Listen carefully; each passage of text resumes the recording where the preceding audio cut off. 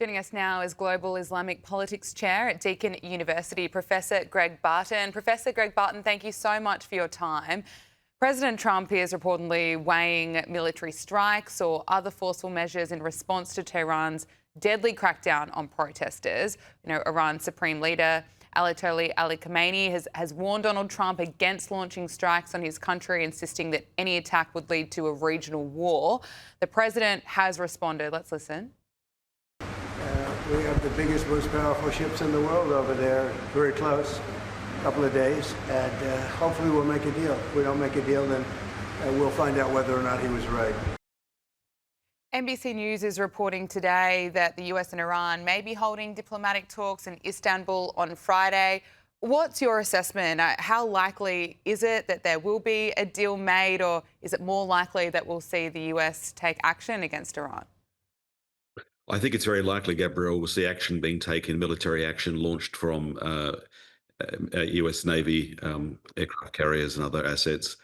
But there is a possibility of a deal. The deal that Trump is looking for is the dismantling of the Iranian nuclear program, possibly including some sort of cessation on their ballistic missile program, though that's not clear. That's the one thing which the Iranian Revolutionary Guard regime may be willing to give up, in the sense they may be giving away nothing if their program's already been stopped by last year's airstrikes. So there's that sort of thread of hope that here's a deal that's acceptable to them, they could save face, and it'd be acceptable to President Trump. But I think it's very likely that neither side will be satisfied and it'll escalate. Of course, such a deal would not satisfy protesters in Iran, nor would it satisfy Israel, which would like to see Iran permanently fractured or at least weakened so that it's no longer a threat. So I think the pressure will continue. And that assembly of military assets, the deep penetration of Iranian defense by Israeli intelligence suggests that there's going to be pressure to use the capacity that they have to do something more. Arab states in the region fear that any type of US attack on Iran would prompt a response from Tehran that would be likely directed at them. Do you think this is why we've seen Donald Trump hold off for the past few weeks? Yeah, there's a bit of a tussle, Gabrielle, between Arab states and also Turkey. It must be said that's also in the frame, and Israel.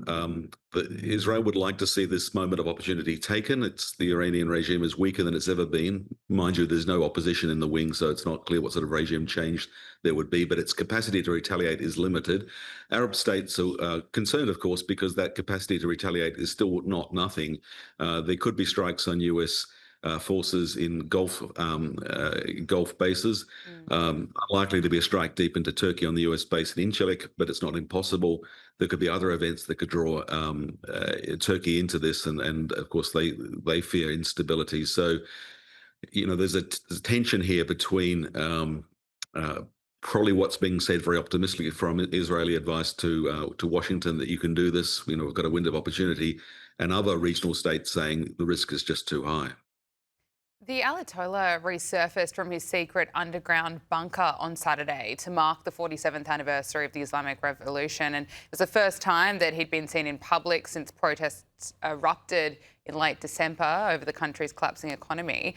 What's your assessment of his movements? Do you think that there is action taken in Iran? Will he be likely to flee? Not about fleeing. I don't even know that he has the capacity to flee, but it looks like his leadership could be the end of the line. The question is not so much the Ayatollah, who historically we're thought as being very powerful, but now appears very weak, but the Islamic Revolutionary Guards Corps, the state within a state, the sort of nasty, brutal police that control the economy, that control key elements of the military. They want to cling to power, of course. They are the heart of the regime. They may be replaced by conventional military. It's hard to see a non-military opposition stepping into the frame at this stage, but the Ayatollah's days are probably numbered. He's an old man. He's not been in good health. And the fact that he's been hiding in a bunker means his credibility is greatly diminished. So he will be trading on looking for some straw to grasp onto with this deal because he doesn't have any other options to play for himself. Okay, well, we have been seeing calls around the world for Donald Trump to take action. Let's just look at some of the chants coming out of a rally in Toronto in support of freeing Iran from the Islamic regime. Trump acts now! Trump acts now! Trump acts now! Trump acts now! Trump acts now! Trump acts now! Trump acts now!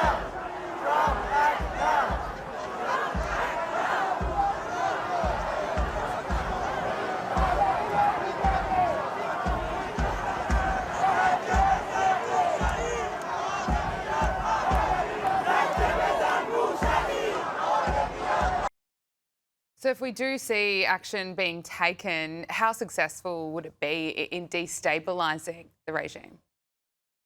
I think any action taken is likely to destabilize the regime. The question is not how vulnerable the regime itself is, it's what replaces it. It's hard to see the sort of government, open society coming to Iran quickly that protesters would like. But we need to understand, Gabrielle, that we've had tens of thousands, hundreds of thousands of brave protesters taking to the street at real risk of life. There have been many thousands killed, possibly tens of thousands. It's hard to confirm numbers.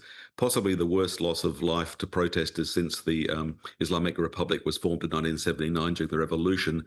So people are desperate. They're prepared to gamble a US intervention. Historically, they would have rejected this and called it imperialist, but many are now saying, bring it on. Let's just do something to try and break the deadlock and bring about change. And that is very understandable. The question is, once that process starts, what replaces this current awful regime? Possibly something better, but there's no clear path, and that's the dilemma. On those protesters, and it was horrific to see so many killed. We don't know the exact number. One Iranian protester whose family were told that he faced the death penalty has reportedly been released. Iranian protester Irfan Sultani has been released on bail just days after the US warned that he was facing execution, a claim that Tehran has denied. But according to his lawyer, the 26-year-old was freed over the weekend after a bail payment of around $12,000. He was arrested during nationwide protests earlier this year for propaganda against the state and national security forces. What's your assessment of why he was released? I think it shows that pressure from the US does make a difference, but it's double-edged. What the regime is saying, and they control the internet and they control, vast disinformation capacity, is that all of the protesters are driven by foreign agents, by the US and by Israel. And so here's the dilemma. When the US says, the president says we stand with the protesters, it sort of reinforces that message. But I do think that these releases, and it's not this only, not the single case, there have been others, amidst all sorts of horrible cases of execution, summary death, it does show that US power makes a difference. The question now is, how can that US power be used in a way that gets the maximum good without risking too much? Global Islamic Politics Chair at Deakin University, Professor Greg Barton, thank you so much for joining us. We really appreciate it. Thanks very much.